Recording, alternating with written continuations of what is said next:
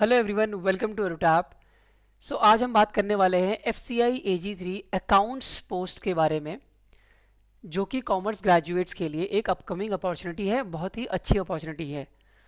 तो आज हम उसी बारे में बात करेंगे कि कैसे आप इस एग्ज़ाम को क्रैक कर सकते हैं बिना किसी कोचिंग के। और बिना किसी कोचिंग के अगर आपको क्रैक करना है तो आपको कुछ इंपॉर्टेंट बुक्स को रिफ़र करना पड़ेगा, या आप कह सकते हैं कुछ सोर्सेज हैं जो आपको रिफ़र करने पड़ेंगे। तो उन्हीं सोर्सेज के बारे में आज हम डिस्कशन करने वाले हैं, ठीक है। तो पहले मैं आपको बता दूं कि अगर आप हमारे YouTube चैनल पे नए हैं तो आपको चैनल को सब्सक्राइब करना चाहिए, क्योंकि सारी वीडियोस यहीं पे अपलोड होने वाली हैं। और जो भी वीडियोस हम अपलोड करते हैं उसकी PDF आपको टेलीग्राम चैनल पे मिलती है। तो अगर आपने टेलीग्राम चैनल ज्वाइन नहीं किया है तो उसको भी ज्वाइन कर लीजिएगा, ठीक है। चलिए शुरू करते हैं FCI AG3 अकाउंट्स पोस्ट के बारे में। थोड़ा सा आपको इंट्रोडक्शन दे देता हूँ एग्जाम पैटर्न का, उसके बाद हम समझेंगे कि इन कंपोनेंट्स को कवर करने के लिए या सिलेबस को कवर करने के लिए कौन सी बुक आपको रिफर करनी है। तो एग्जाम पैटर्न बहुत ही सिंपल है इसका अकाउंट्स पोस्ट के लिए। आपका फेस 1 है, फेस 1 में आपका सिर्फ एक पेपर होगा, ठीक है। उस पेपर में आपका इंग्लिश लैंग्वेज होगा, रीजनिंग होगी, न्यूमेरिकल होगा और जनरल स्टडीज़ होगा। इंग्लिश लैंग्वेज में आपके 25 क्वेश्चन होंगे और 25 मार्क्स के होंगे। ड्यूरेशन आपको 15 मिनट्स मिलेंगे। रीजनिंग एबिलिटी भी इसी तरह से 25 मार्क्स होंगे, 25 क्वेश्चंस भी होंगे और साथ में 15 मिनट्स मिलेंगे। And same goes with the numerical aptitude, 25 questions, 25 marks and 15 minutes. General studies में भी आपके 25 क्वेश्चन है, 25 मार्क्स हैं और 15 मिनट्स हैं। तो सिमिलर पैटर्न है फेस 1 के लिए। सारे नंबर ऑफ क्वेश्चंस और जो मार्क्स हैं वो भी सेम है और जो ड्यूरेशन है वो भी सेम है, ठीक है। टोटल 100 मार्क्स का है पेपर और आपको 60 मिनट्स मिलेंगे ये फेस 1 क्वालिफाई करने के लिए। और ये सिर्फ क्वालिफाइंग नेचर का होगा, इसमें मेरिट लिस्ट नहीं बनेगी, ठीक है। अगर आपने क्वालिफाई कर लिया तो आप मेरिट लिस्ट कहने का मतलब है कि फाइनल मेरिट लिस्ट में ये मार्क्स नहीं जोड़े जाएंगे। अब लिस्ट तो बनेगी कट ऑफ जज करने के लिए। तो फेस 1 को अगर आपने क्वालिफाई कर लिया, फेस 2 पे एंटर करेंगे। फिर फेस 2 के बाद जो फाइनल मेरिट लिस्ट बनती है, जिसके बेसिस पे आपका फाइनली सिलेक्शन होता है, उसमें फेस 1 के मार्क्स नहीं जोड़े जाएंगे। तो ये सिर्फ क्वालिफाइंग के नेचर में, ठीक है। और नेगेटिव मार्किंग भी है 1/4, ठीक है। अब हम देखते हैं कि फेस 2 में पेपर 1 का क्या सिलेबस है या क्या पैटर्न है। In fact to be very precise क्या पैटर्न है, उसके बाद हम जाएंगे सिलेबस के ऊपर, फिर हम बुक्स की बात भी करेंगे, ठीक है।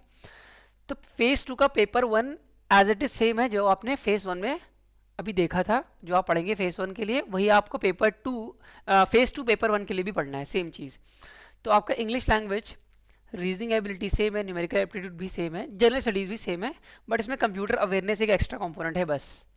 और कोई भी चीज़ डिफरेंट नहीं है इस पेपर 1 और फेस 2 की उस फेस 1 से। सब कुछ सेम है। अब नंबर ऑफ क्वेश्चन भी देख सकते हैं आप कि 25 क्वेश्चन है इसमें और 25 मार्क्स हैं इंग्लिश लैंग्वेज के लिए। पर यहाँ पे टाइम ज़्यादा मिल रहा है, यहाँ पे 20 मिनट मिलेंगे आपको। अच्छा, क्या लॉजिक है इसका, ज़्यादा मिनट क्यों मिल रहे हैं? क्योंकि ऑब्वियसली यहाँ पे लेवल थोड़ा सा हाई होगा एज़ कम्पेयर टू फेस 1, ठीक है। रीजनिंग में भी आपके पास 25 क्वेश्चन है, 25 मार्क्स के, और आपको 20 मिनट मिल रहे हैं। Same goes with the numerical aptitude, ठीक है। जनरल स्टडीज़ में आपके नंबर ऑफ क्वेश्चन को बढ़ा दिया गया है यहाँ पे, ठीक है। 20 क्वेश्चन ज़्यादा ऐड कर दिए गए हैं, ठीक है। और मैक्सिमम मार्क्स ऑब्वियसली बात है कि बढ़ जाएगा। और जो मिनट्स हैं वो भी आपके बढ़ा दिए गए हैं 30 मिनट्स। तो टोटल आपके 120 क्वेश्चन हो जाएंगे, 120 मार्क्स के। और टोटल जो टाइम मिलेगा आपको वो 1.5 आवर्स का मिलेगा, दैट इज़ योर 90 मिनट्स, ठीक है। 1 आवर एंड 30 मिनट्स, करेक्ट है। और नेगेटिव मार्किंग वगैरह सेम रहेगी, बात समझ में आती है। तो फेस 2 का पेपर 1 और फेस 1 में कुछ खास डिफरेंस नहीं है except for this computer awareness. बाकी सारी चीज़ें सेम है। अगर मैं कंपोनेंट की बात करूँ, बाकी नंबर ऑफ क्वेश्चंस और मार्क्स में थोड़ा बहुत डिफरेंस है, उसकी बात नहीं करते हैं क्योंकि हमें भी सिलेबस समझना है और बुक्स के बारे में बात करनी है, ठीक है। तो कंपोनेंट्स ऑलमोस्ट सेम है except for this computer awareness. अब बात करते हैं फेस 2 के पेपर 2 की। तो यहाँ पे कॉमर्स के जो बच्चे हैं उनको कॉमर्स के सब्जेक्ट देखने को मिलेंगे इस पेपर 2 में, डोमेन स्पेसिफिक सब्जेक्ट्स।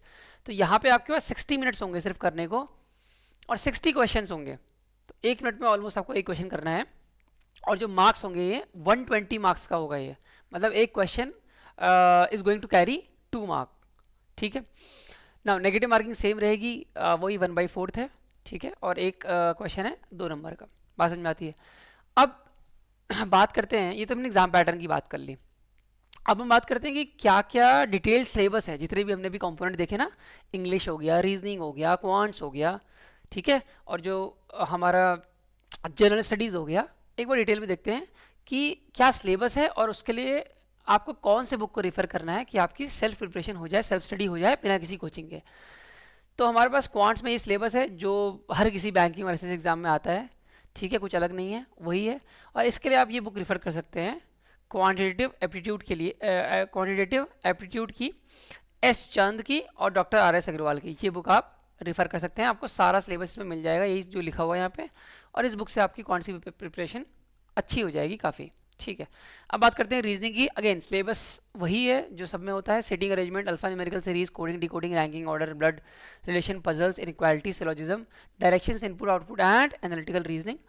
अब इसको आप प्रिपेयर कर सकते हैं इस बुक से, verbal and non verbal reasoning by again S Chand and doctor R S Agarwal. तो ये आपकी रीजनिंग के लिए सफिशिएंट बुक है एफसीआई AG3 के कॉन्टेक्स्ट में, ठीक है।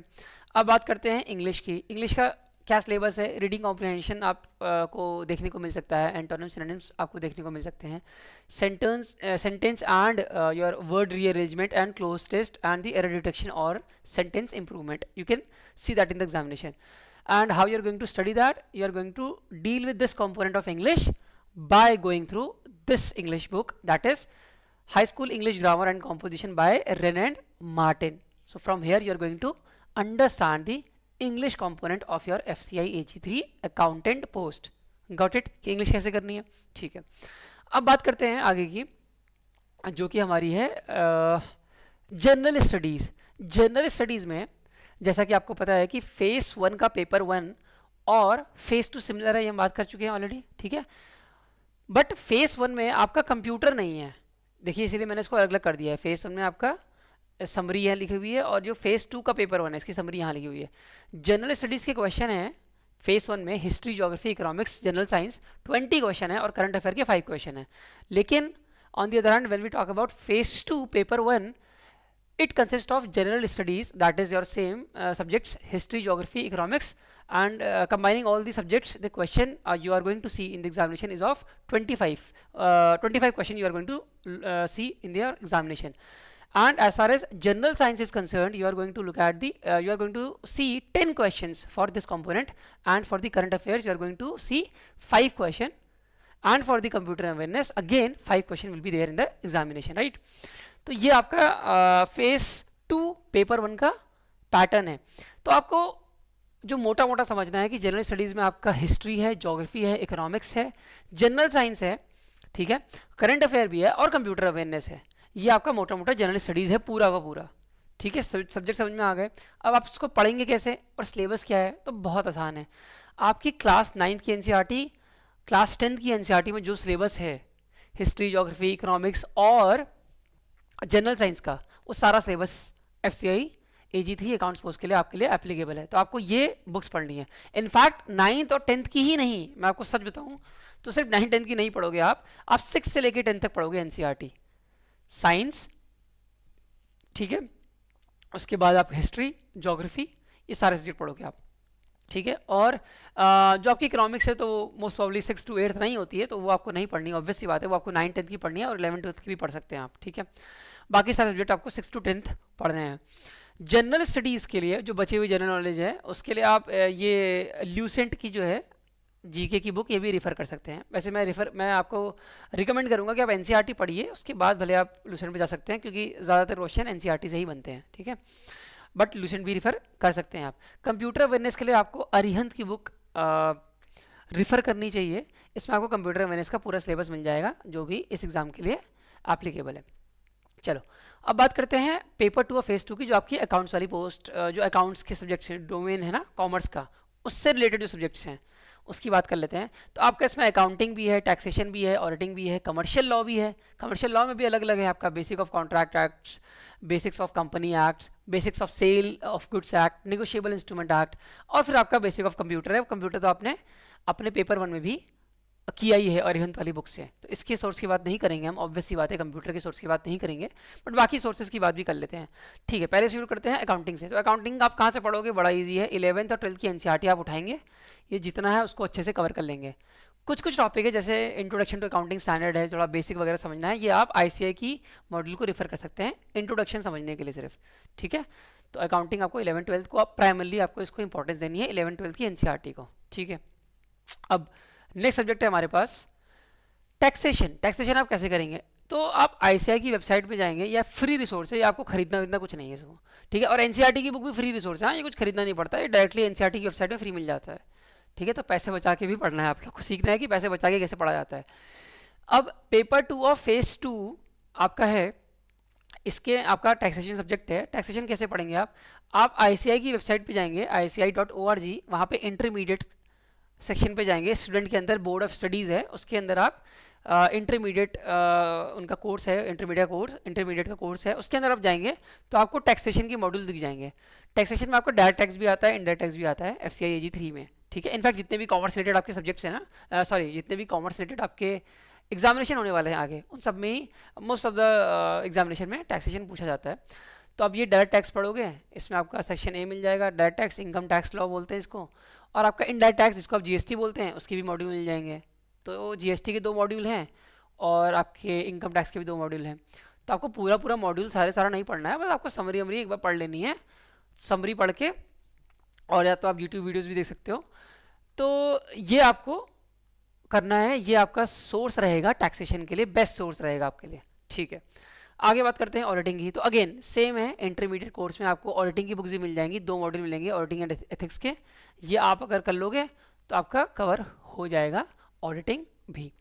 अब बात करते हैं लॉ की। अब कमर्शियल लॉ में मैंने आपको बताया था कि बहुत सारे कंपोनेंट हैं अंदर ही कमर्शियल लॉ के, मतलब कंपनी एक्ट भी है, सेल ऑफ गुड्स एक्ट भी है, नेगोशिएबल इंस्ट्रूमेंट एक्ट भी है, सबके बारे में बात करते हैं। अभी मैं बताता हूँ आपको। सबसे पहले शुरू करते हैं कंपनी एक्ट से।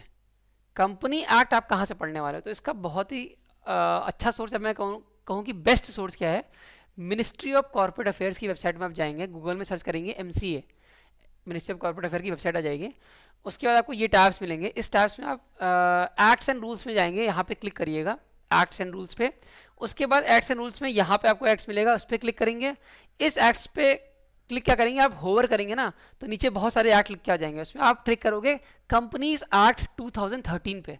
जब आप क्लिक करेंगे तो आपको लेफ्ट साइड में यहाँ पे कंपनीज एक्ट 2013 के सारे चैप्टर्स दिख जाएंगे। तो यहाँ से आपको चैप्टर्स भी दिखेंगे और सेक्शन नंबर भी दिखेंगे। तो यहाँ से आप कंपनीज एक्ट 2013 के चैप्टर्स, कुछ इंपॉर्टेंट चैप्टर्स आप कवर करेंगे। और वो कौन से इंपॉर्टेंट चैप्टर्स की बात हम दूसरे किसी लेक्चर में करेंगे। आप मुझे कमेंट सेक्शन में बता देना कि सर एक बार बता दीजिए कि इतना बड़ा कंपनीज एक्ट पूरा पढ़ेंगे क्या, कि क्या क्या पढ़ना है, तो मैं आपको बता दूंगा वो भी किसी और वीडियो में। अभी मैं आपको सोर्सेज बता रहा हूँ, तो एक बार आप इसको देखेंगे पहले कंपनीज एक्ट 2013 को। बहुत सारे चैप्टर्स हैं, सारे चैप्टर नहीं पढ़ने हैं, कुछ कुछ चैप्टर्स पढ़ने हैं आपको। अगर आपको नाम चाहिए तो मुझे कमेंट सेक्शन में कमेंट कर दीजिएगा कि कौन से चैप्टर पढ़ना है, आप मुझसे पूछ सकते हैं, मैं आपको रिप्लाई कर दूंगा, ठीक है। चलिए, ये हो गया कंपनीज एक्ट कि आपको कहाँ से पढ़ना है। अब आते हैं कॉन्ट्रैक्ट एक्ट में। तो बेस्ट सोर्स है बेयर एक्ट। क्या है बेस्ट सोर्स, किसी भी लॉ के लिए जो बेस्ट सोर्स होता है वो बेयर एक्ट ही होता है। तो ये कॉन्ट्रैक्ट एक्ट आप डायरेक्टली गूगल पे सर्च करेंगे, कॉन्ट्रैक्ट एक्ट बेयर ऐसे करके सर्च करेंगे, या फिर आप लिख सकते हो कॉन्ट्रैक्ट एक्ट PDF, ठीक है, ऐसे लिखेंगे तो आपको बेयर एक्ट मिल जाएगा। तो आप बेयर एक्ट खोलेंगे तो देखेंगे कि सिर्फ 53 पेजेस का है ये, इंडियन कॉन्ट्रैक्ट एक्ट 1872। तो अब डायरेक्टली आप इसी से पढ़ेंगे, और हेल्प के लिए आप यूट्यूब का यूज़ कर सकते हैं, ठीक है। पर आपको रीडिंग करनी पड़ेगी, मैं बुक्स की बात कर रहा हूँ, यूट्यूब से अच्छा सोर्स होता है बुक्स और PDFs, ठीक है। चलिए, ये हो गया आपका इंडियन कॉन्ट्रैक्ट एक्ट की बात कर ली। अब बात करते हैं सेल ऑफ गुड्स एक्ट की। तो सेम है, 16 पेजेस का बेयर एक्ट है, एक बार आप रीडिंग मारेंगे, 2 बार मारेंगे तो समझ में आ जाएगा, ठीक है। तो ये आपका सोर्स हो गया सेल ऑफ गुड्स एक्ट का। And similarly we are going to do that for the negotiable instrument act. इसमें 32 पेजेस हैं बेयर एक्ट में, तो आपको ये भी बेयर एक्ट से ही करना है, किसी भी और सोर्स से करना सही नहीं है। बेयर एक्ट ही बेस्ट सोर्स होता है लॉ के लिए, 1881। अब जो समझ में ना आए उसके लिए आप हेल्प ले सकते हो गूगल वगैरह की, वो बात अलग है, बट पहले आप रेफर करेंगे, बेयर एक्ट से ही शुरुआत करनी है आपको, उसको समझने की कोशिश करेंगे। जो समझ में नहीं आएगा तब आप गूगल वगैरह और वीडियोस की हेल्प ले सकते हैं, ठीक है। चलिए, ये आपका हो गया नेगोशिएबल इंस्ट्रूमेंट एक्ट। बस सारे के सारे सब्जेक्ट्स हमने कवर कर लिए हैं, क्या क्या सोर्सेज थे वो भी डिस्कस कर लिए हैं। आज के लिए इतना ही, अब मिलेंगे नेक्स्ट वीडियो में। आपको वीडियो कैसी लगी मुझे बताइएगा कमेंट सेक्शन में। कुछ और आपको सीखना हो FCI AG 3 अकाउंट्स के बारे में, कुछ भी जानना हो, नीचे कमेंट सेक्शन में कमेंट कर दीजिएगा, मैं आपको आंसर कर दूंगा। चाहे वो इंपॉर्टेंट टॉपिक हो, टाइम टेबल हो, कोई भी डाउट हो, नीचे कमेंट सेक्शन में मुझे बता दीजिएगा। चलिए अब मिलते हैं नेक्स्ट वीडियो में, तब तक के लिए tata bye bye. Thank you everyone.